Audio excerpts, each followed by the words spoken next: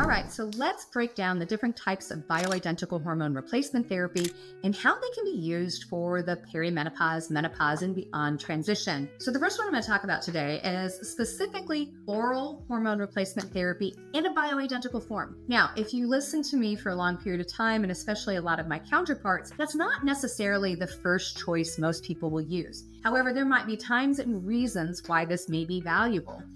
For instance, if you can't remember to do your cream or your patch or your oil or any other form of topical estrogen, an oral bioidentical estradiol is an option. And I will say this is often used in women who might go through early hysterectomy or have other reasons why they might need to go on hormone replacement early. Now, let's talk about it. So when we're looking at oral estradiol, this is very important. The word estradiol stands for the exact composition of the ovarian hormone made by our ovaries. So that is estradiol, and technically it's 17-beta estradiol. That is the exact same form. So this is synthesized in a lab, usually from vegetarian forms, but it is synthesized in a lab, usually from either yams or soy, and it is bioidentical or chemically exactly the same as what our body makes. Now, it's taken by the mouth. Now, here's the reason why I don't love it. Anytime we take a hormone, particularly estrogen, orally, it's going to go into the body. It's going to go all the way down into the gut. It's going to go straight to the liver and go through what we call first pass liver metabolism. And that's where our genetics and the overall load on the liver can take control. So depending on how we're wired genetically, we either process estrogens more cleanly or not. If we're on other medications that go through that pathway, we might have a more burdened pathway, like SSRIs, pain medications, anticoagulants. There's lots of things in this category that can affect those pathways. And let's say I have other health concerns. I might not want to load my liver with additional hormones. So when you take estrogen orally, it goes down into the liver, gets passed through first pass metabolism, then it hits the bloodstream and gets utilized. Now, where this is different from the synthetic forms and that are used in birth control is that it is actually bioidentical, right? It is 17-beta estradiol, so it is bioidentical to your body. The ethyl estradiol that we use and the many other forms that we use in synthetic birth control is different. Think of it as a key. It's not the exact same key. The other thing that birth control does that normal bioidentical hormones do not do is it binds irreversibly to the receptor. And that's how it works to control fertility and keep you from being able to ovulate,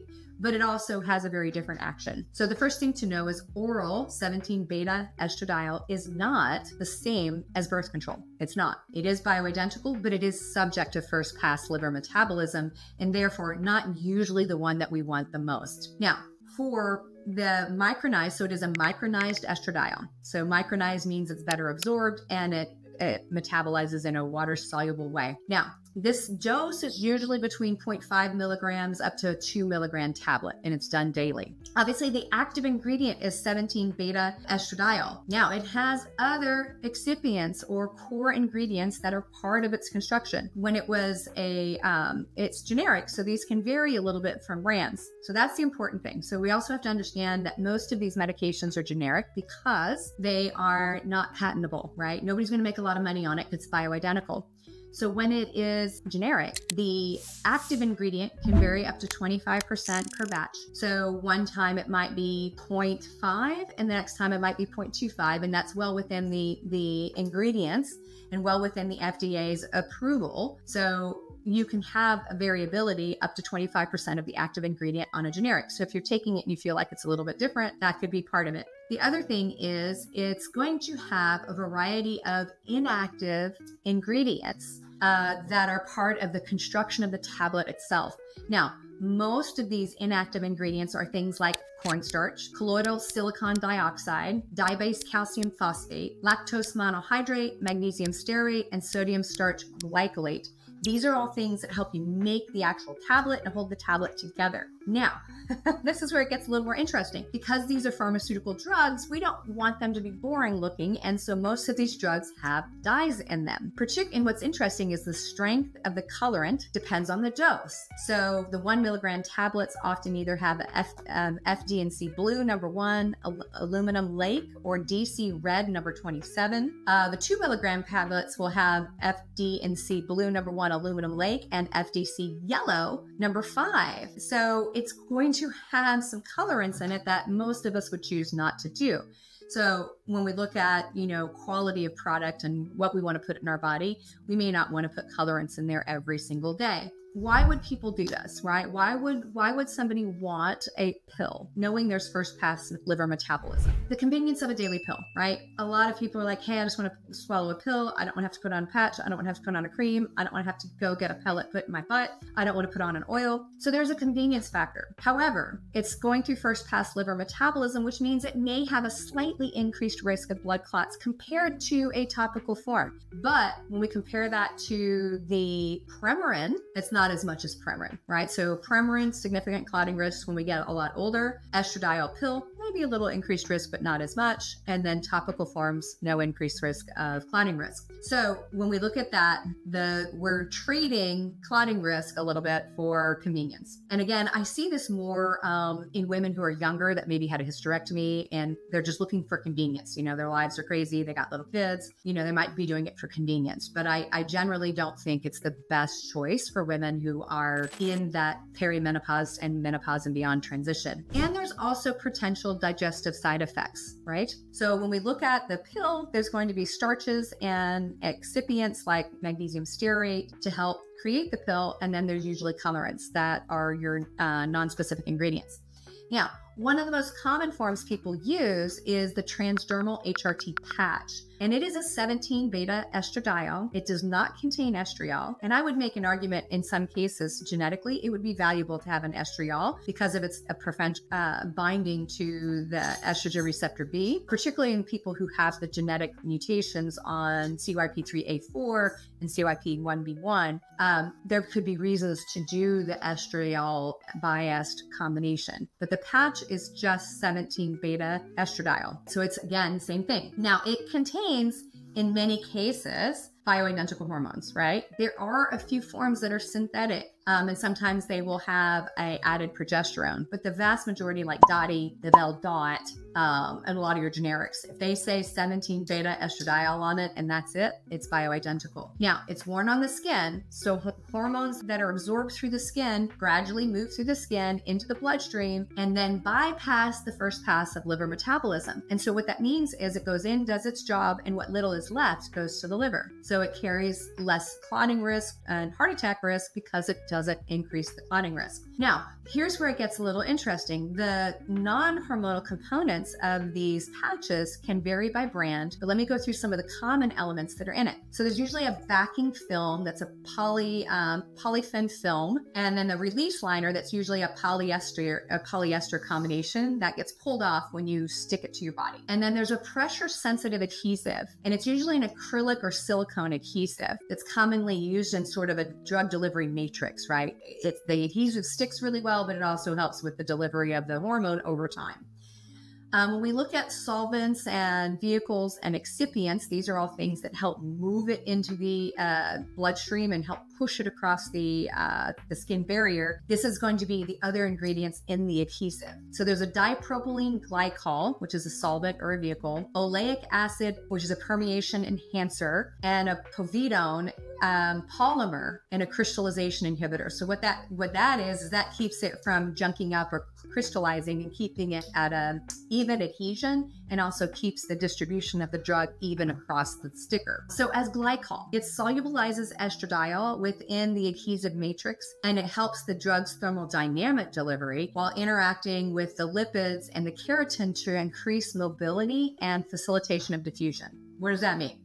So the glycol helps make estrogen soluble, right? So makes it more absorbable, and helps move it across the fatty tissue and the keratin, which are the proteins in the skin, to help mobilize it and move it across the skin barrier. Now, what's interesting is some of the older style patches use an alcohol-containing carrier, which were implicated in higher irritation rates, particularly in hot, humid conditions. So when we look at those, if you get a lot of irritation from your adhesive, it might be interesting to see if it's a alcohol excipient rather than a glycol excipient. recipient. When we look at experiments, that has also looked at a thing called DMSO as a penetration enhancer as well. And that's used, DMSO is often used with the acrylic forms of adhesive.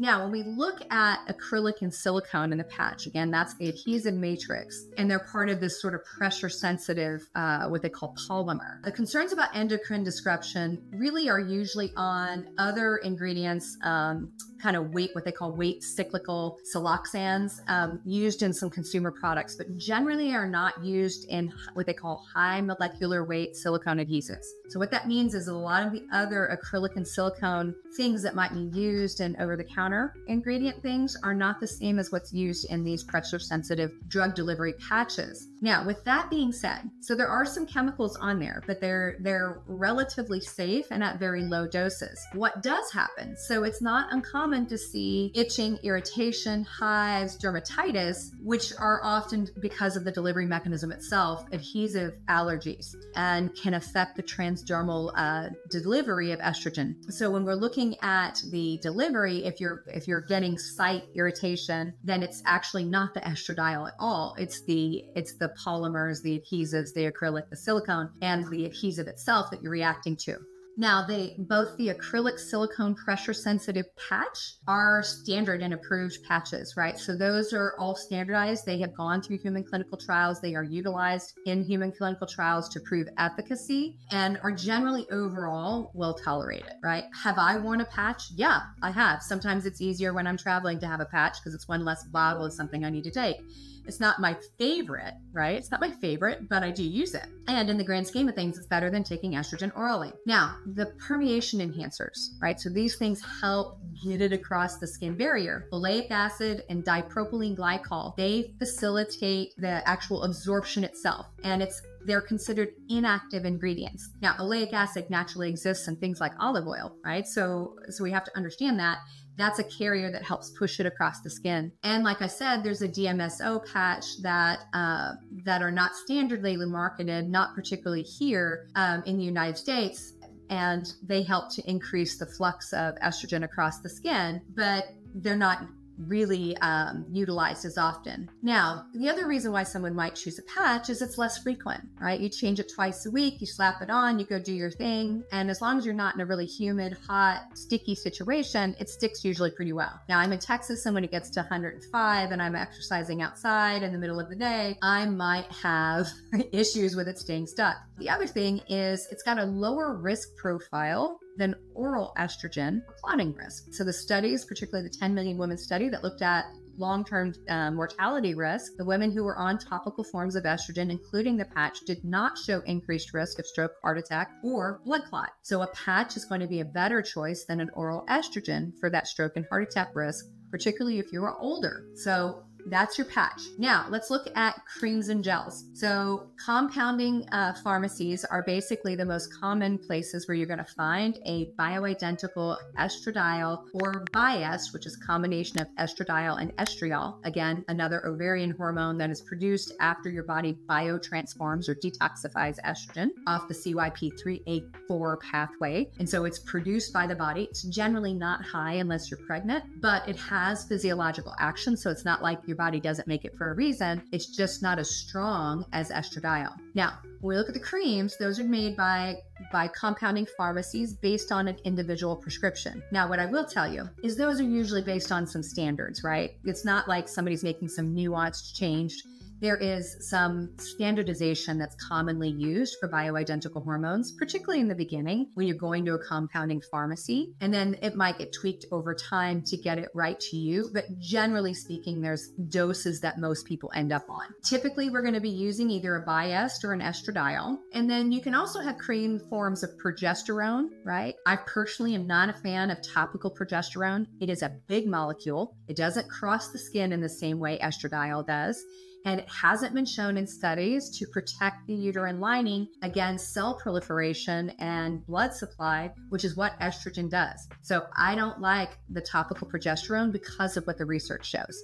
I think it's potentially valuable for other reasons, but if you have a uterus, you need oral progesterone or vaginal micronized progesterone and oral micronized progesterone. So let's go back to the topical creams. And then you could also have a bioidentical form of testosterone as a cream. Now, sometimes people will put all those things together.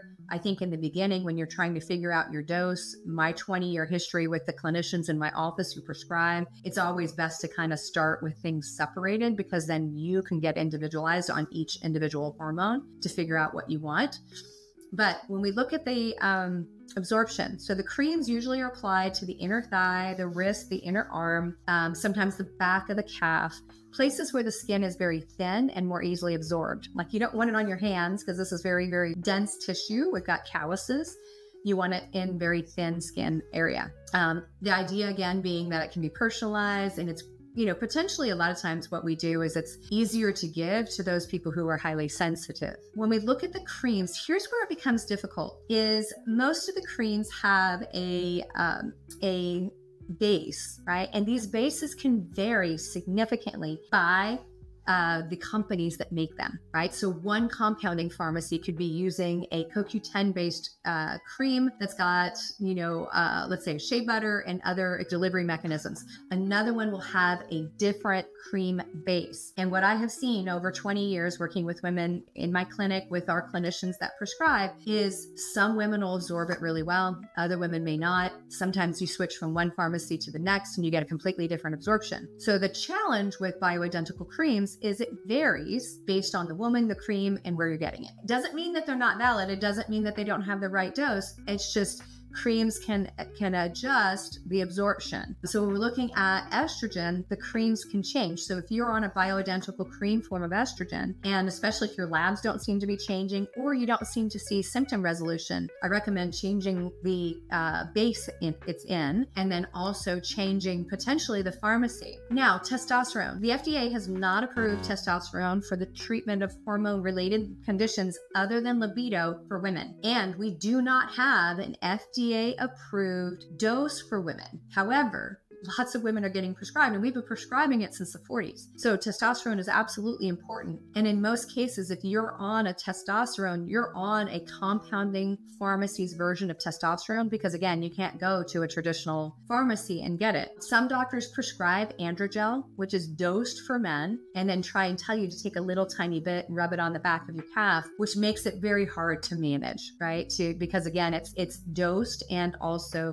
concentrated at a level which is 10 times what a woman would take. So testosterone is almost always going to be a compounding pharmacy dose. And again, usually a cream. And again, the creams can be absorbed in different ways. I would love to give you a million ingredients, but literally when I started pulling apart the compounding pharmacies, they're all different. And there's a lot of different bases. Now, let's talk about one last form that doesn't get its fair due. And it's actually the hormone that we commonly use within our clinic and that we are starting to use with our telemedicine company. We spent the last year researching it, studying it, utilizing it with women, which is a bioidentical hormone, 17-beta estradiol and or 17-beta estradiol and estriol, bioidentical form of testosterone in jojoba oil. One pharmaceutical company in the world is patented to deliver hormones in oil, and this particular company has pharmaceutical grade, pharmaceutical dosing hormones in jojoba oil, which means it's just hormones in jojoba oil.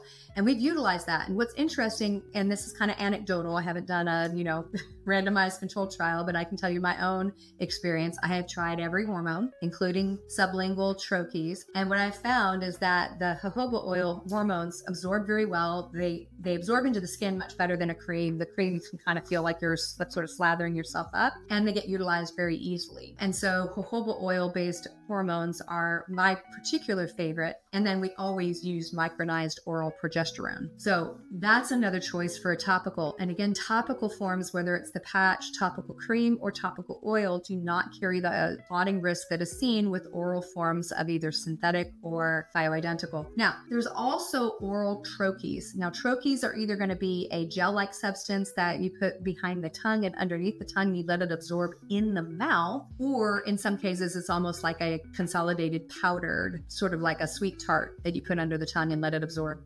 Those absorb very, very well. They absorb in the mucosal area of the mouth and absorb into the bloodstream. And my experience when I tried the testosterone is I absorbed very, very well. So I got too high very quickly. And so if I wanted to stay on that, we would have needed to adjust the available dose in that oral sublingual form to a much lower dose than what it would have been equivalent to the cream or the topical oil that I was using. That may not be true for everybody, but it absorbs very well. You don't swallow it, so it goes through the permeability of the tissue inside the mouth to the bloodstream. But again, it can become, higher just because of that oral mucosal absorption. And also in those, that varies a lot by compounding pharmacy. And so if you're looking at all these different hormone replacement therapies, the first thing we need to remember is bioidentical is safer and better, right? They match the same hormones or body identical to what you make. And the delivery mechanism, the rule generally of thumb that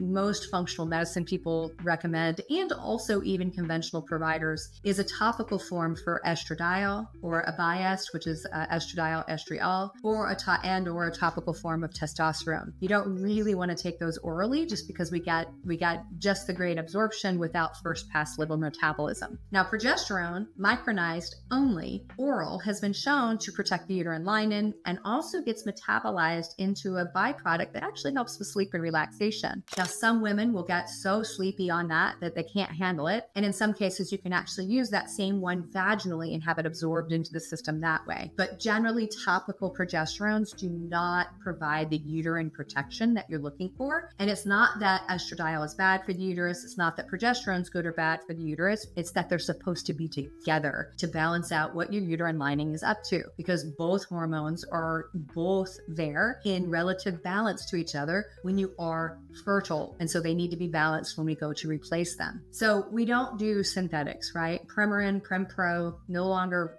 things to do. And I'm also not a fan of using birth control to transition through the menopausal transition, particularly if you're in that sort of end game. With that being said, if you are in the early transition of perimenopause and still potentially have fertility, which most people do, again, your egg carton's not completely empty. It may just have a few left. And you want to control whether you have a baby or not. Bioidentical forms do not provide that level of protection. So it becomes, how are you going to handle this? Are you going to use the rhythm method, which works, but I was a baby that was a rhythm method baby, like, oh, I don't think I'm ovulating right now.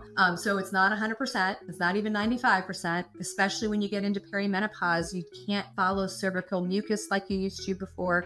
So that could be a case for using birth control for what it's meant, a very, very low dose to control your fertility so you can decide whether you want to have a child or not. But as you go into menopause and you go into hormone replacement therapy for the long term and for the support of cognitive decline, osteoporosis, heart disease, breast cancer, all those things to reduce those risks, then a bioidentical form is the right thing to do. And obviously all of those things are up to you and how you want to manage your own care, but that's a little bit about all of those risks and all of those choices. So I want you to think about, when you look at hormone replacement therapy, and the efficacy of what it really is and what's important. And last but not least, let's talk about the effective treatment for not only alleviating symptoms such as hot flashes, night sweats, mood swings, genital urinary syndrome, and also protects against osteoporosis, cardiovascular disease, depression, and cognition. We have to also remember that we're trying to hit a particular dose. And dose individualization is really important here. So if you're seeing a clinician that's prescribing based on symptoms but never checks your labs, we need to know that, because the consensus among menopause specialists and major guidelines is that we need to individualize it, that not every woman requires the same amount to get to an effective dose. And the reality is, if you look at the Menopause Society and a lot of the other groups, they don't recommend routine testing to see if your hormones are at adequate levels. However, there is variability day to day, hour to hour when you're in perimenopause on blood levels. But once you're on the other side, it's very easy to test for. And the optimal blood levels for relief of symptoms is not always rigorously defined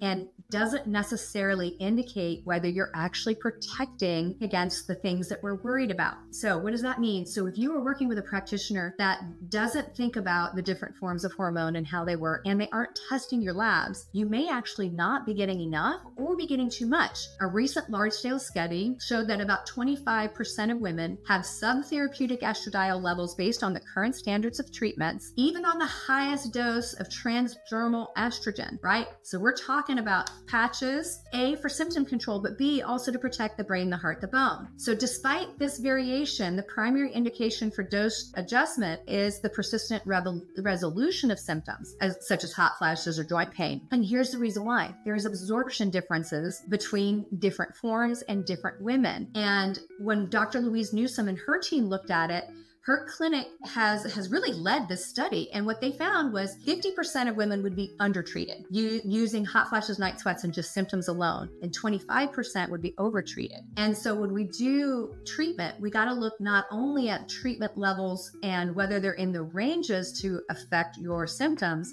but are they also in a therapeutic range, which we have blood levels for, to protect the brain, the heart, the bone. So some people could be higher than what is usually listed on the normal patch cream oil, or some people can have a much lower dose and get the same effective rate. So dose efficiency is better monitored first for symptoms relief, then labs to check levels, and then I would argue also checking how you metabolize it through the first pass liver metabolism and how you get rid of it. So this approach prevents undertreatment, overtreatment, and appropriate treatment, and also will help you understand which form of estrogen works best for you. Some people work better. Like I do well on a transdermal patch or the oils, but I don't do well on the creams. And testing was the only way for me to see that. So for you, if you've got a provider that's providing hormone replacement therapy, you want to ask yourself, are my symptoms better? If not, am I getting an adjustment to my dose? And have I had labs to confirm effective dose? If I haven't, I need to know that. And if those things are not true, you need to change the form, the method, and how you take them to see if you need to change that and potentially the dose. And if your clinician or physician's not willing to do that, you probably need to find a new one. So I hope you found this to be helpful and really helped you kind of understand the different forms of bioidentical hormones to help yourself make a better choice. I want to thank you for listening and watching Menopause Mastery. If you happen to be watching this on YouTube, please subscribe and like. And if you're listening to us on the podcast, please leave a comment, give us a thumbs up or a 5-star review. That really helps. And we'll be back together next week.